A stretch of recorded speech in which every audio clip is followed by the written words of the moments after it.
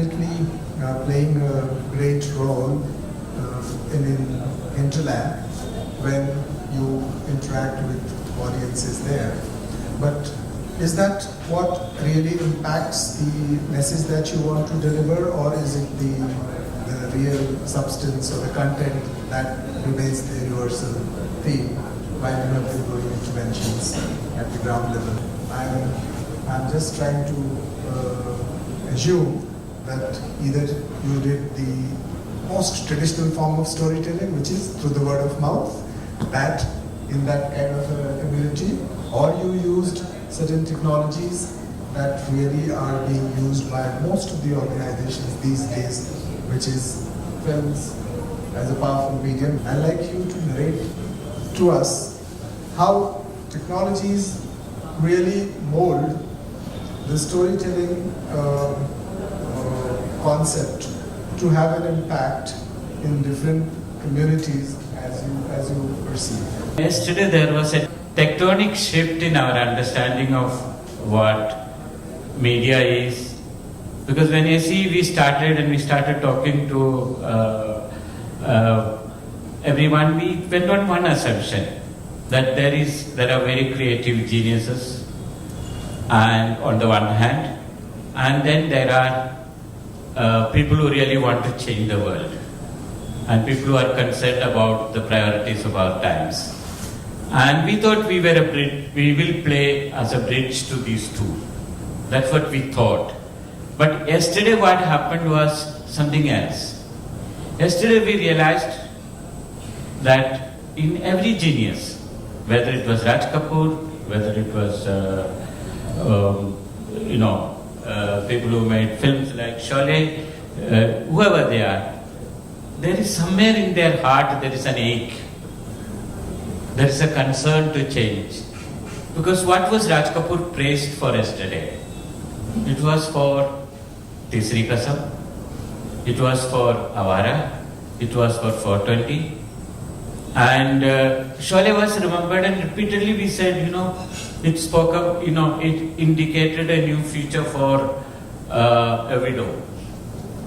But please don't also forget, Sholay also had that one scene where the entire village cries for a grieving Muslim grandfather. The entire village. And how much that one scene has relevance to today is for us to see. I think there is a lot that we need to see between the not only the content, also the inner feelings of the people who create that content. And they are quite aware, whether it was Raj Kapoor, whether it was Sippy Saab, they were quite aware of what is happening in the society, and they have tried to express it. They have spent their genius on it. So it is now for us to rediscover those geniuses back into, and see how how our society can change and act. That's one thing. The second thing that I want to say, it's very important that we use technologies, but technology is a bad master, but a good servant, and we need to be aware of this. The issues are the same, only the technology has changed. But what the technology has done to us now is, it's a possibility of bringing it all together. It's a possibility of bringing it far and wide, and especially you having assumed a new role. There is something which you can do. Like, I don't know, many of you are not as old as I am here. I don't know if you remember, there was a time when there was a magazine, there was a periodical called the Illustrated Weekly of India. And this Illustrated Weekly of India was once upon a time edited by a man called Kushwant Singh. And Kushwant Singh carried for a long time he carried features on Indian communities, which was never done before, which was never done afterwards. The Indian communities ask, what are their legends and mythologies they believe in, who are the people there, and among them who are the achievers. And he gave all of them an identity, but a community as a part of Indian community, not as a superior community. Now this is something perhaps from the new position that you have assumed, it's something that we could really work on. No, and very often when we speak about Indian communities, we speak about their valor. But I think what is more important in India is we also speak about their peace traditions. How did one community coexist with another? How did they support each other? You know, what do their heritage and their mythology speak about? How did these communities bring up together? Now, people like me are guilty of saying half of India's children are malnourished. But the truth is, half of India's children are well-nourished. So there is something that Indian parents do right in nutrition. Now we don't highlight that. And when we start highlighting that, maybe malnutrition will get solved itself. What is it that Indian parents are doing right? And what do our communities do right? When there is a communal tension, we highlight it. How are so many communities living together in harmony? What is the give and take? What are the understanding? We speak about temples, but even in Ayodhya, 70% of the puja material is produced by Muslims. So what is this cooperation which has existed so long, so well? So there are so many of these issues that we need to raise, and we need to rebuild India in a way, because those who create content also have a heart, and that heart needs to be discovered, that heart needs to be supported, that should be the goal of ACEE. Content makes a lot of difference. Content really is something which is the core. The technology obviously will be there to support that content delivery. The formats which somebody talked about right now was that you have to have a commercial kind of paraphernalia, which I've tried to experiment at my level. Whatever I did in CFSI is not important. It's important, obviously, if you have only commerce as the center. If you have messaging, content, entertainment also as at the core, the length or the kind of films that are being produced now is not the only way of making films. So I've tried to do it, and definitely this is the most effective way in all jurisdictions, I would say, to communicate. And once it gains acceptance, because a long time back somebody would have started something called the silent era. It had an impact because at that point of time technology could only allow that much. Later on it moved on to talkies. People did move from that silent to talkies, but you can't say that the impact of the film which was silent was in any way less in the era when it was being made. So where I would like to drive home the point is that technologies should always be used and should evolve definitely with the kind of innovations that are happening, which includes virtual reality, augmented reality, and but the real essence of technology should be to drive home the core content and not to create an experience which becomes the center of the whole exercise of giving some kind of say 3-hour or 2-hour pastime for people who want to while away time, and that becomes the real form these days, which is being sold all over the world, not just in India. We are emulating it more. But if we convert it into a trend where we feel that people really want to use technologies to do their storytelling, there are various methodologies that are being practiced already. One of them I said was this little directors, but there are so many others, whether it is now virtual reality, augmented reality, and we should make more use of it. So in my new role, what you were referring to, I just came back from a 3-hour session at IIT Mumbai, where I had done a soft launch of National Virtual Library of India. And this National Virtual Library of India is going to use technology again, all existing forms of technologies, to convert whatever existing cultural assets or even knowledge assets that we have in terms of say artifacts lying in museums or national archives, or books lying in so many, around 36,000 libraries all across the country. But how we use technology to make it available on a platform which is nowadays available, the digital platform of website. So the library will exist on the website. You can have a virtual walk through all these libraries. It's not just say book reading kind of experience that we'll have through that National Virtual Library, but also give you an exposure to all the forms of not just the visual arts but performing arts. So somebody who had performances in the regional art form, say a dance form, or even the other local traditions which are existing of storytelling. All these things can be captured digitally and then be put on that platform. So that's another way of telling stories, which is technology, say, integrated, and it's preserving those traditions. So while this topic is so vast, we can capture many facets where policymakers as well as those who are practicing this in the public space or the private space can actually participate and contribute.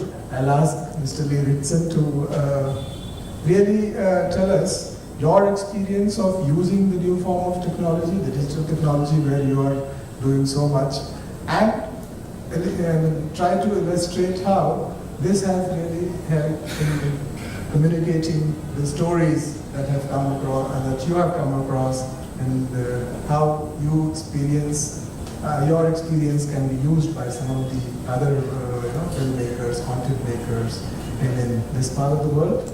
I'm sure you must have done a lot in your jurisdiction.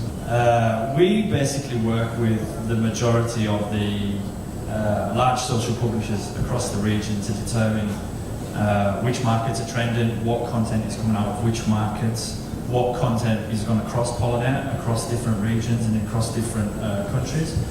That determines what's going to be viable to monetize. So it's interesting, our business was created really off the back to future-proof the production business across the region in terms of working with these social publishers who are going to be which is the evolution of broadcast from a non-border perspective. So we work with, for example, Facebook across Indonesia and Thailand, and we look at formats that work in and across their markets. We then looked at how we can basically replicate that format based off the data that Facebook and Twitter provide us in other markets. So they tell us which is working, which isn't. We then come into this market, talk to the local production companies, talk to the local publishers to then determine if that's viable to make in that market for Facebook to be that broadcasted in that market. So we're really kind of led by the data that's happening on these social publishers across the region. And a lot of instances have come up in the last 6 to 12 months, especially with the social publishers really moving heavily into becoming a broadcaster in and around content that's coming out of India. I mean, even the other day, we were looking at top shows that were trending in the Philippines, and it was Netflix, Amazon, and at number 5 it was the show Big Boss. Now, I'd never heard of the show Big Boss and didn't know much about it. So I kind of then looked at that, researched that show, and it was incredible that that was the 5th biggest show in the Philippines on the FTV and across all social channels. So that kind of goes to show to me that there's, especially in APAC, there was really, content just didn't cross-pollinate up until probably 4 or 5 years ago. Now, people in Philippines watching India shows, people in Thailand watching Cambodian shows. We're watching shows in Australia that are made in other markets in APAC. So there's a really great opportunity to utilise this borderless broadcaster effectively to kind of really start and to produce non-localised shows that are going to work from an entirely regional perspective. Sorry, I hope that made sense. That was kind of rambling on a bit, but yeah, it's a very interesting time for us in terms of work, and it's great for us because we're getting to work with a whole host of new production companies, a lot of exciting markets, and even today has been an incredible learning experience for me. I've come into India completely green, but I think that the technology really helps us get around a lot of, I guess, the predetermined issues and the politics from a broadcaster perspective, which is exciting for us. So if we use this kind of new technologies to disseminate the right kind of content, I'm sure most of the concerns that are still being addressed about what should be shown, multi-ethnicities, multi-linguistic or cultural societies have a nuance which needs to be taken care of when you make content. And again, I've had the occasion to be the head of censor board, so I know how that plays. And all these can be taken care of when we concentrate only on the core, which is whether the content, whether the storytelling, whether the technology which is being used have been pure in their own domains whenever the experts are using it. Then the last role, which is of media, would not be of one who creates sensations around that content or that technology or even that form of storytelling. It can be really a thing that will come about because it's also something to do with maturity that comes to the filmmakers, the content makers, the persons who use the technology, as well as to the audience. So in India, at least, that stage is coming. I'm sure that stage had come to other countries after some, such experience which we had here. And it also is, again, dependent on the kind of ruling governance ideologies that happen in all countries. Slowly that dialogue between organizations, whether it is a government organization and non-government organizations, take time to settle down to a level where both understand each other, and then the real issues come to the fore, which is we should have storytelling as a powerful medium to finally communicate what audiences are looking for, use the best technology rather than use technology only to sensationalize or be on the margins of the real import that you want to communicate. And in that sense, we are already on right track. We are creating socially relevant films now, even in the so-called Bollywood model. So, and I'm finding it as a happy time that people are maturing, in the industry, and some of the concerns and issues that were being addressed by us are already being incorporated by the filmmakers themselves. So that's really a very positive note. I was trying to use media in terms of Meena. Now we had Meena cassettes.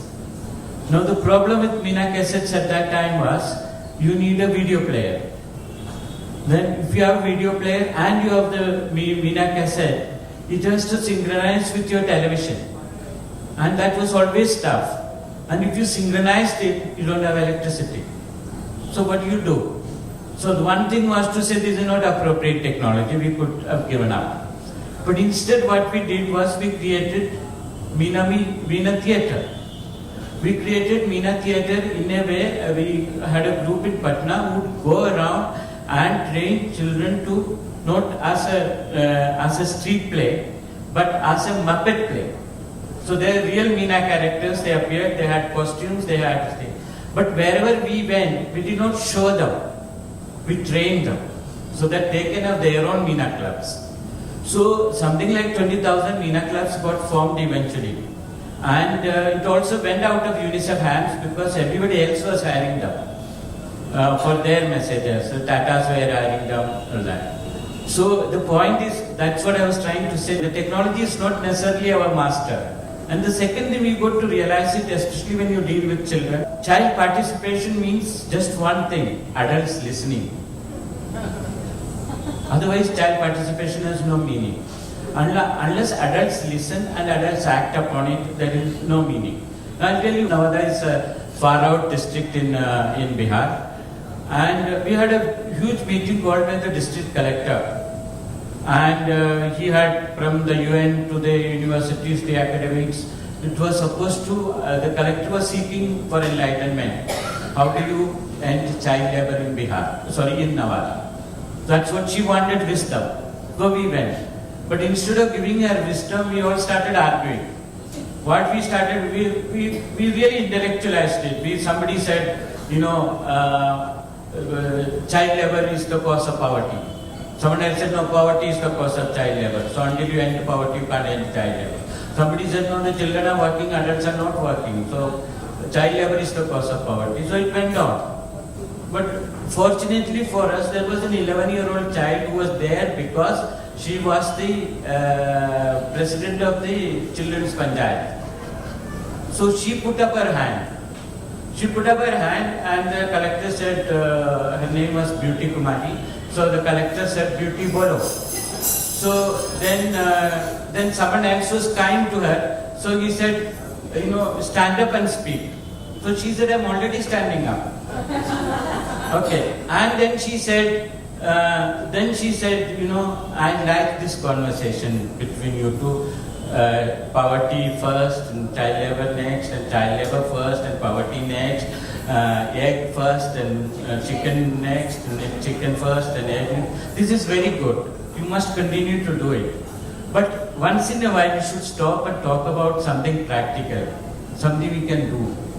Will you do that? Now, this is coming from an 11-year-old, totally flattened everybody. So from that, within next 40 minutes, a good plan emerged, which the collector can implement. And the collector did implement that. In 90 days, an entire block was freed of child labor, and the children went back to school.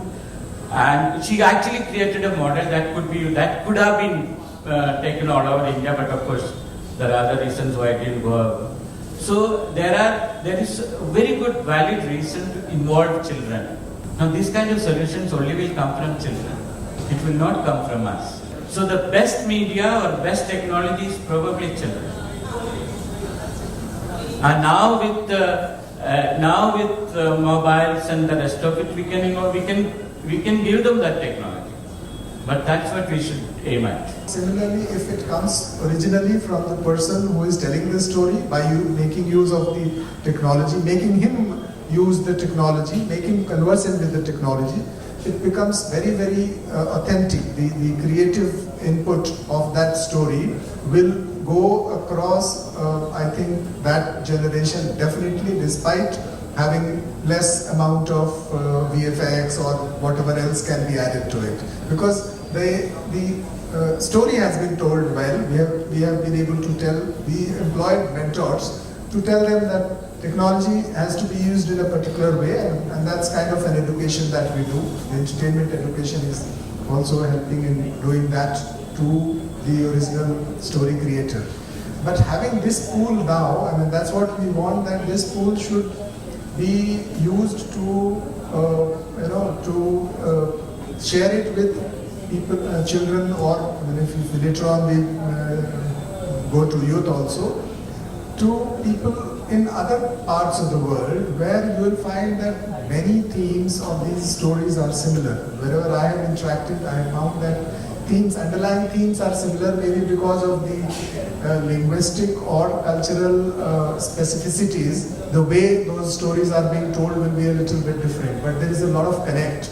And out of these stories, again, the big commercial ideas can also emerge, because nowadays we find also that the commercial filmmakers have run out of ideas, and we have to shell out our money, because sometimes you just want to go and have that experience. But they work on their sequels, prequels always, because the idea is still the same. If we have this kind of a talent pool who have brought out the stories, which are, I mean, there is a story inside each of us, and at many point of time in our life. Only thing is, it needs to be captured in some form or the other. I'm trying to make technology has already advanced, and it has become so democratic, the digital technology, that it can be captured. Whenever you get that idea, the very first thing that can be done is, go on your laptop or on your notepad or even on your mobile, put it in the notes. The storytelling starts. It's not that difficult. And then later on it can be added. Once that story then gets a shape, you see the impact. We also tried to make those children come in the International Film Festival that I held in last November and interact with the real filmmakers from the whole world. And the kind of question answer sessions that animated discussions those children had made me feel that this is real empowerment, because through the use of this art form, which is filmmaking, we were able to make them communicate in the most effective manner without any inhibitions to those who were masters in that art. So that definitely works. The children of Bihar have photographed and recorded the legends behind every cave in Bihar.